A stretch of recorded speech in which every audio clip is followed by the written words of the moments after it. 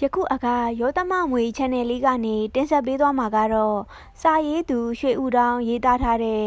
လူကြောက်ကလေးလို့အမည်ရတဲ့ပရလောကဝတ္ထုတိုလေးပဲဖြစ်ပါတယ်ရှင်။တပိုတွဲလာဆောင်းရသည်တွင်မိုးတစ်ဖြောက်ဖြောက်ကြားလျက်ရှိသဖြင့်ချမ်းအေးသောဥဒုကိုအေးပိုလာအောင်ဖန်တီးနေတဲ့ကဲ့သို့ရှိသည်။အိမ်အပြင်၌မိုးအမှောင်ကြီးကြားလျက်တလန်းလုံးတိတ်ဆိတ်နေသလောက်အိမ်အေကန်းတွင်ကတားအမိတားဖ၃ယောက်တို့သည်မီးလင်းဖို့နဘေးမှထိုင်ကစကားပြောနေကြလေသည်။လာတာမှန်မီအိမ်ဤအောက်တက်တဲ့တွင်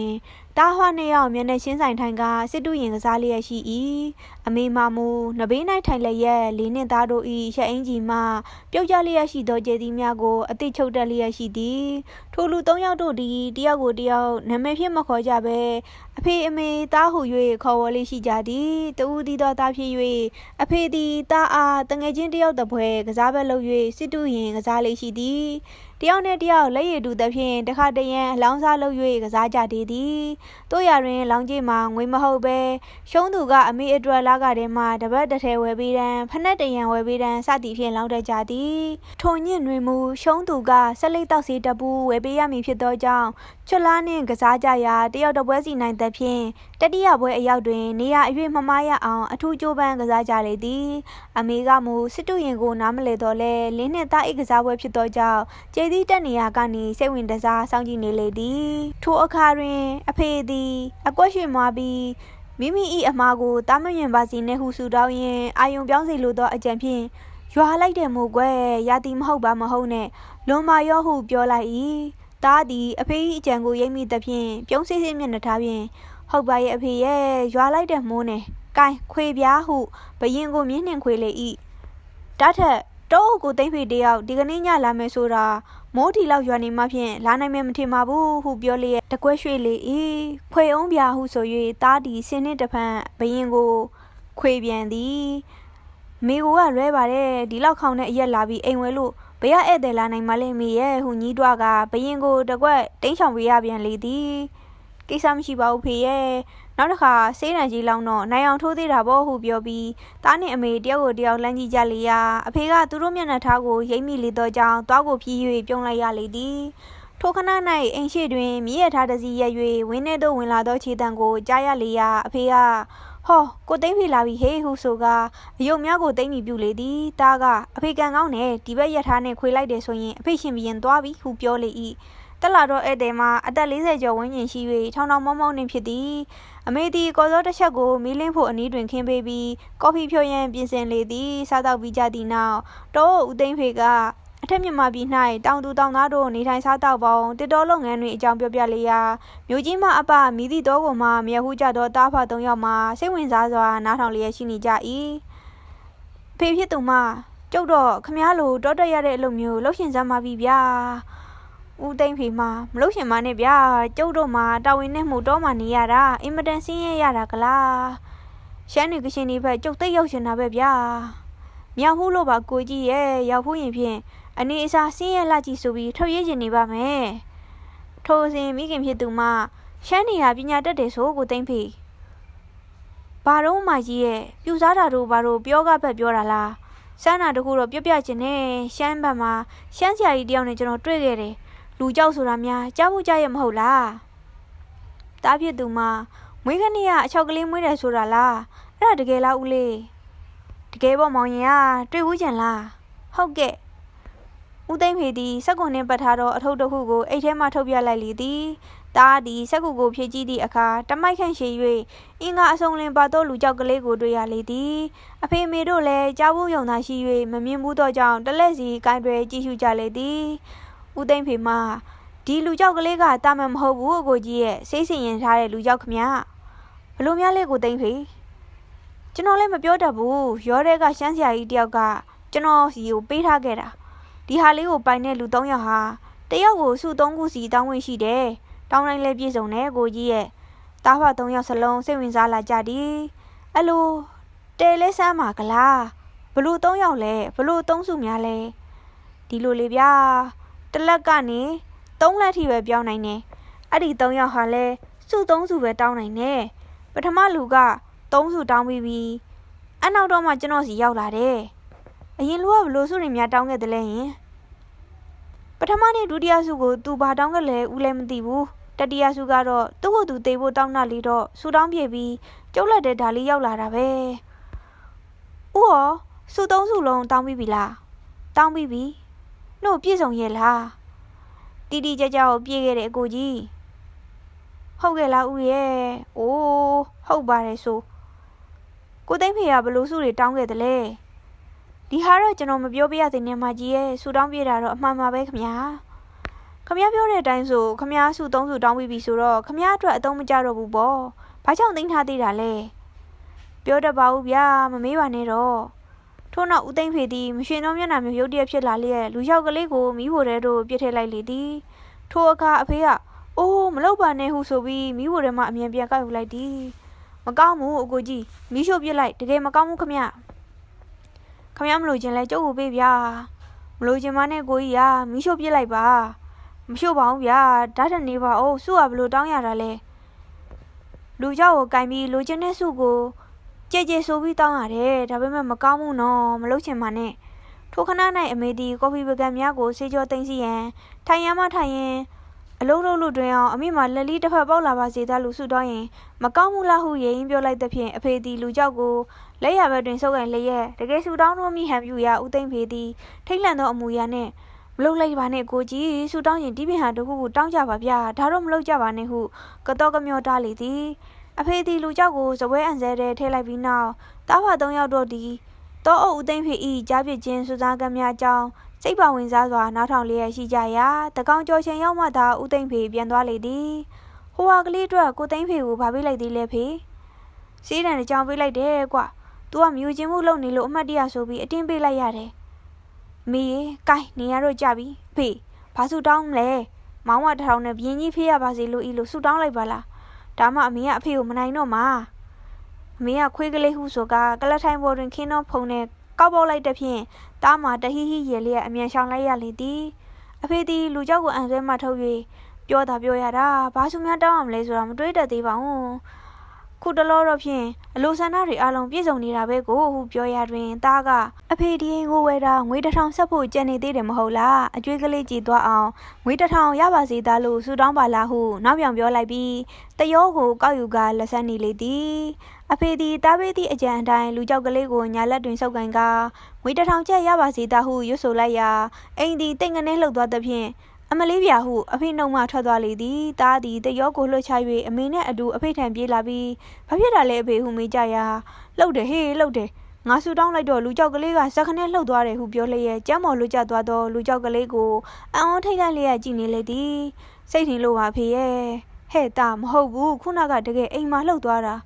တားလေးသိပါတယ်အဖေကလမ်းပြီးလှုပ်ရှားလိုက်တာနဲ့အိမ်လှုပ်သွားတယ်ထင်ပါရဲ့ဟိဟိ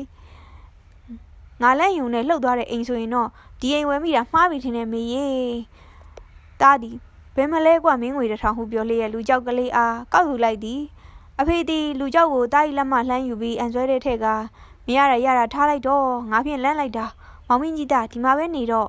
ထို့နောက်တားဖ3ယောက်သည်မင်းလေးမို့အနီးထိုင်နေကြလျက်ကိုစီတွဲကငြိမ်နေကြ၏အိမ်ပြင်၌လေရောမိုးပါပြင်းထန်လာရကတစ်ချက်လေအပြင်းကတဲလာတော့မိုးစံများကနေရပေါ်ရိုက်တဝုံဖြင့်စူနေလေတော့သည်အတန်ကြာလျင်အဖေနှင့်အမေသည်ငိုက်မိလာပြီးအိယာဝင်မိပြုစဉ်တားကမနဲ့လင်းချင်းဂရင်းတိုင်ကိုကြည့်နော်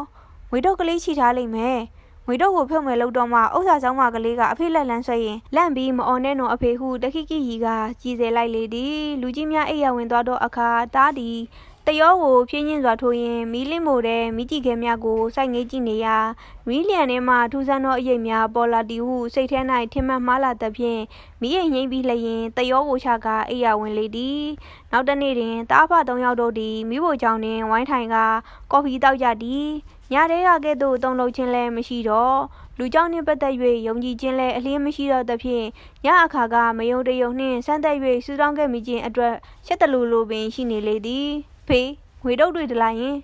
တတိတော်ထားနော်တော်တော်ကြာခေါင်းပေါ်တက်ကြရင်စက်ကူဆိုတော်သေး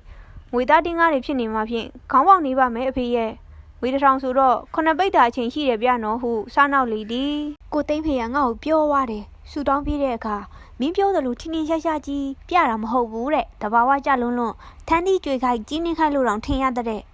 ဘာပဲဖြစ်ဖြစ်လေဘလို့နီးနဲ့ရကျွန်တော်ပြန်မရောက်ခင်ကုံအောင်သုံးမပစ်ကြပါနဲ့နည်းနည်းပါးပါးချန်ထားပေးပါအောင်ဟုရေမောပြောဆိုကအလုတ်တို့ထွက်သွားလေသည်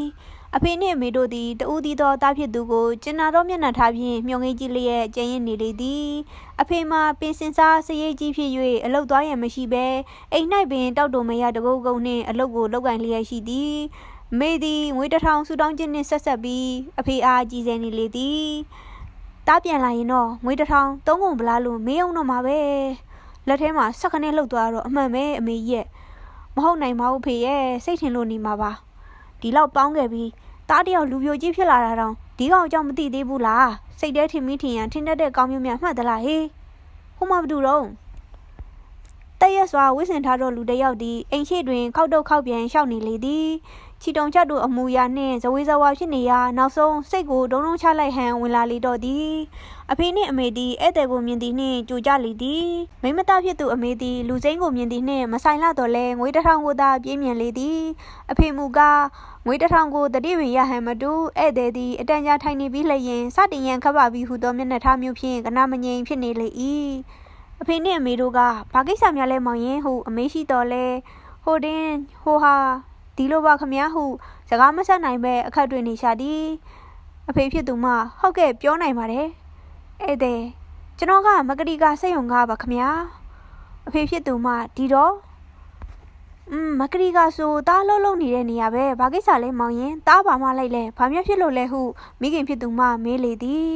အဖေဖြစ်သူမှဖြည်းဖြည်းမေးဖြည်းဖြည်းမဟုတ်တာတွေရှောက်ပြီးတွေးမနေပါနဲ့ဟုတ်ပြီမောင်ရင်ရဲ့မကတိကစိတ်ယုံကားဆိုတော့ဘာဖြစ်တယ်လဲဧည့်သည်ထမ်းမှာပြောရမှာဖြစ်စိတ်မကောင်းပါဘူးခမဘာဖြစ်တာလဲမောင်လူကလေးများထိခိုက်မိသလားကျွန်တော်တို့စိတ်မကောင်းပါဘူးမိခင်ဖြစ်သူမှပြောပါတော့ကွယ်ဘာများဖြစ်ကုန်တာလဲဧည့်သည်ဖြစ်သူကဒဏ်ရာကအတော်ပြင်းနေခမနှုတ်ပေမဲ့ဝေဒနာတိတ်ပြီးမခံစားရလို့အဖေကမသိရင်တော်ပါပြီကွာမောင်ရင်ရဲ့မသိဘူးလို့ကြားရင်မတော်တော့ပါပြီဘယ်နဲ့လဲခိုက်တော့ခိုက်မိတယ်အသက်တော့ဖြင့်စိုးရင်ဖို့မလိုဘူးမလားဝေဒနာမခံစားရဘူးဆိုတာကဒီလိုပါတော့အော်တန်တော့ကြုတ်သိပြီပွဲချင်းပြီးသွားတာလားအမလေးလူလေးရဲ့ဘလို့ဖြစ်တာလဲမောင်ရဲ့တေကျိုးညက်ပြီးအလိုလေးဗျမေဖြစ်သူမအလိုလေးတော့အမေနဲ့ဖေတို့ဒီစကားပြောနိုင်ကြတော့ပဲအမေကြီးပခုံးကိုအဖိုးကြီးကယူရစွာဖင်းမလေးရဲ့ငိမ့်သက်နေကြလေရာအဲ့တဲ့ဒီအဖေနဲ့အမေတို့ဤတောကမီတောက်လောင်ခြင်းကိုရိုသေသောအဖြစ်ငိမ့်သက်စွာထိုင်နေလေသည်အတန်ကြာလျင်အဖေသည်အဲ့တဲ့ဘက်တို့လှဲ့လျက်သားသမီး၄ယောက်မွေးတာသူတယောက်တည်းအဖက်တင်လေးတော့ဖူးဖူးမှုတ်ထားကြတာဒီတခါတော့ဖြင့်ခတ်တော့တာပဲမောင်ရဲ့ဧည့်သည်မှာဝမ်းနေတော့မျက်နှာဖြင့်ဦးကောင်းကိုညှိကနားထောင်နေပြီးနောက်ကျွန်တော်တို့တထေးကလည်းအင်မတန်ဝမ်းနေကြောင်းကျွန်တော်လှုပ်ပြီးပြောဟန်းလိုက်ပါတယ်ဦးခမအမေဒီခြာကြီးတငင်ကိုရိုလျက်ရှိရာအဖေမလည်းစကားမဆက်နိုင်ပဲမျက်နှာပြည့်ရင်းကကြောင်ငင်းနေလေသည်အခုလိုဖြစ်ရတာဟာသူပေါ်ရလို့ဆိုပေမဲ့လို့ကုမ္ပဏီကတာဝန်မရှိဘူးဆိုတော့လေတထေးကဂယုဏနဲ့ကူညီလိုပါတယ်တဲ့ဦးရဲ့တထေးကငွေ1000ပေးလိုက်ပါတယ်ခမထိုစကားကြားသည်နှင့်ရှိုက်နေတော့အမေသည်ကုန်း၍ဟစ်အော်လိုက်လေရာ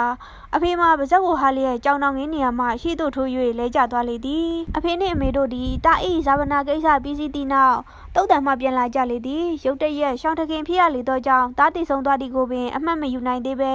အမေနှင့်အဖေတို့သည်လူကလေးအလုတ်စင်းချိန်တွင်ကြုံမြဲအတိုင်းကြုံမိကြလေသည်ထမင်းစားချိန်တန်တော့လဲတားမလာသေးတယ်လျင်မေးလျော်ပြီးစောင့်နေမိပြန်သည်တခါတွင်အမေသည်ကော်ဖီ2ခွက်ဖြော်ရမည့်အစားတတိမဲ့၍3ခွက်ဖြော်မိသဖြင့်တားကိုတတိယကငွေကြွေးရပြန်လေသည်တားကလေးဆိုတော့လဲတငယ်ချင်းတစ်ဖွဲကြီးစဲပေါင်းသိမ်းတတ်တော့ချစ်ဖွယ်အမူအရာအလေးတွေရှိတာကြောင့်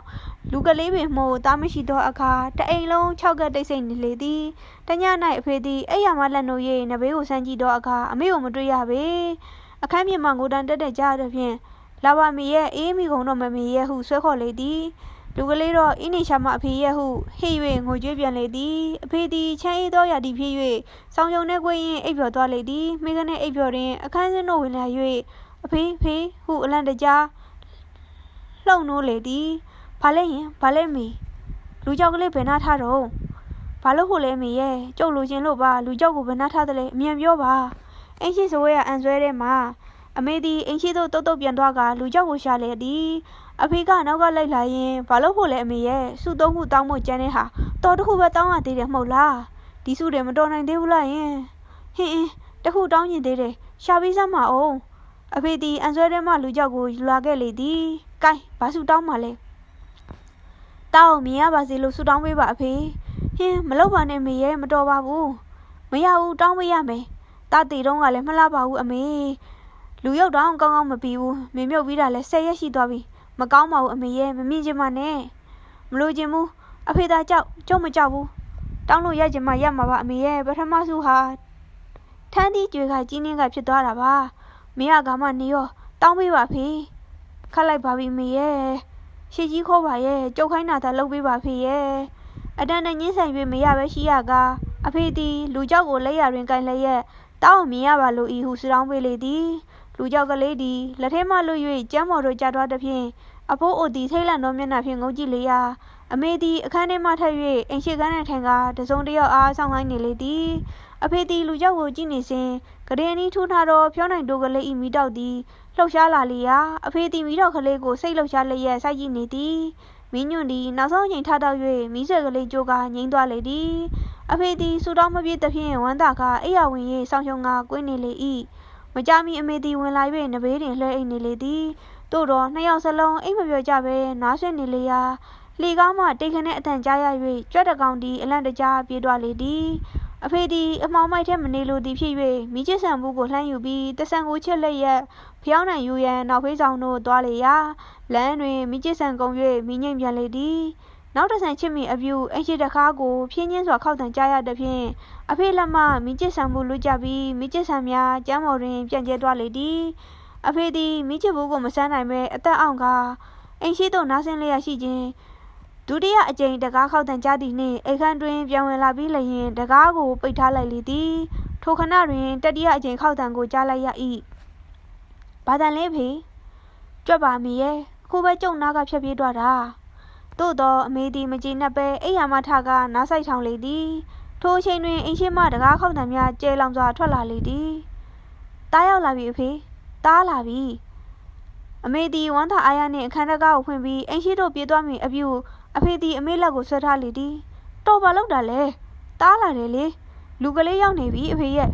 တင်းញိုင်းကအဝေးကြီးမို့ထပြီးလာရတာကိုကျုပ်ကမေ့နေတာခမရအခုမှရောက်လာရှာတာပေါ့လှုပ်ပါဘာကြောင့်ဆွဲထားရတာလဲတားရီအမေလာပြီဟုဆိုကအတင်းယုံလေသည်မလုပ်ပါနဲ့အမေရဲ့သွားမဖွင့်လိုက်ပါနဲ့ဘာကြောက်တာလဲတော်ကကြောက်လို့လားလူကလေးရေအမေလာပြီအဖေကအတင်းဆွဲ၍အမေဒီအတင်းယုံလေ၏အိမ်ရှိမှတကားခောက်တံများလဲမရမနာစူညံလာသည်အမေသည်အဆွဲခံထားရတော့လဲလက်ကိုလျှော့ပေးလိုက်သည်နှင့်အဖေသည်ကျမ်းမော်တို့ဖင်ထားရက်ကျသွားပြီးဆုပ်ဖမ်းထားသောလက်မှလွတ်သွားလေသည်အမေသည်အခန်းထဲမှထွက်၍အိမ်ရှိသို့ပြေးသွားပြီးလျင်တကားမင်းတို့များကိုဆွဲဝင်လေရာအဖေကမလုပ်ပါနဲ့အမေမလုပ်ပါနဲ့ဟုဟစ်အော်တောင်းပန်လေသည်အမေသည်လှေကားမှမင်းတို့ကို6ခနဲဖြုတ်လိုက်ပြီးနောက်တကားကိုဆွဲဝင်လိုက်ရာတကားသည်မပွင့်မဲရှိနေသည်အိုးအဖေကအထက်မင်းတို့မှပိတ်ထားတာကိုကျုပ်မမီဘူးလာပါဖြုတ်ပေးစမ်းပါဟုအော်လီယာမဖွင့်ပါနဲ့အမေမလုပ်ပါနဲ့ဟုတတွတ်တို့အော်ကြီးတောင်းပန်နေလေသည်အမေသည်အဖေကိုခေါ်မရသည်နှင့်ကလထိုင်တစ်လုံးကိုယူပြီးတကားစီတို့ဆွဲ၍သွားလေသည်ထိုအတွင်းအဖေသည်ကျမ်းမော်ကျနေသောလူကြောက်ရုပ်ကိုအမောင်ထဲတွင်လက်ဖြင့်စမ်းသပ်ရှာဖွေလျက်ရှိရာရုတ်တရက်မတွေ့နိုင်ပဲရှိနေ၏အိမ်ရှိမှတကားခောက်တံများမှာတိုးရဆူညံလာသည်အမေသည်ကလထိုင်ကိုတကားနီးတွင်မှီခင်း၍အထက်မင်းတို့အားဆွဲပြုတ်စဉ်အဖေသည်ကျမ်းမော်လူကြောက်ကိုလက်ဖြင့်ဆမ်းမိသည်နှင့်ညာလက်တွင်ဆုပ်ကာတတိယစုကိုတောင်းလိုက်သည်ထိုခဏ၌တကားခောက်တံများရုတ်တရက်ရက်ဆဲ၍ပဲ့တင်ထံများသာကျန်ရင်နေတော့၏အမေသည်မင်းတို့ကိုဖြုတ်ပြီးသဖြင့်တကားကိုဆွဲဝင်လိုက်ရာလေပြင်းများတိုးဝင်လာပြီးအမေ၏စိတ်ပြည့်ငြင်းယူတံကိုသာအဖေရှိရာသို့ဆောင်ကျင်းသွားလေ၏ထိုအခါအဖေသည်ရဲရင်လာလျက်အမေရှိရာသို့ထွက်လာပြီးခဲ့လျင်အိမ်ရှိသို့မျှော်ကြည့်လိုက်လေသည်မိသည့်အရေးရောင်များမတွေ့တော့ကြောင်းအဖေသည်ရဲတီထက်ရဲလာပြီးအိမ်မောကဆင်းပြီးဝင်းတကားစီလမ်းပေါ်သို့မျှော်ကြည့်ရာမိတိုင်များထွန်းညှိထားသောပေတရာလမ်းမကြီးပေါ်၌တရွေ့ရွေ့လျှောက်သွားသောအရာတစ်ခုကိုမြင်လိုက်ရသလိုမှတ်ထင်မိတော့လေသည်ဤတွင်စာရေးသူရွှေဦးတောင်ရေးသားထားတဲ့လူကြောက်ကလေးဆိုတဲ့ဝိထုတိုလေးဟာပြီးဆုံးသွားခဲ့ပြီပဲဖြစ်ပါတယ်လိုအပ်ချက်များကိုလည်းအကြံပေးဆွေးနွေးပေးလို့ရပါတယ်ရှင်နားဆင်ပေးကြသူများအားရောသမမွေမှကျေးဇူးတင်ရှိပါတယ်ရှင်ရောသမမွေ channel လေးကိုလည်း YouTube မှာရော TikTok မှာပါ Subscribe and Follow လုပ်ပေးခဲ့ကြဖို့တောင်းဆိုအပ်ပါတယ်ရှင်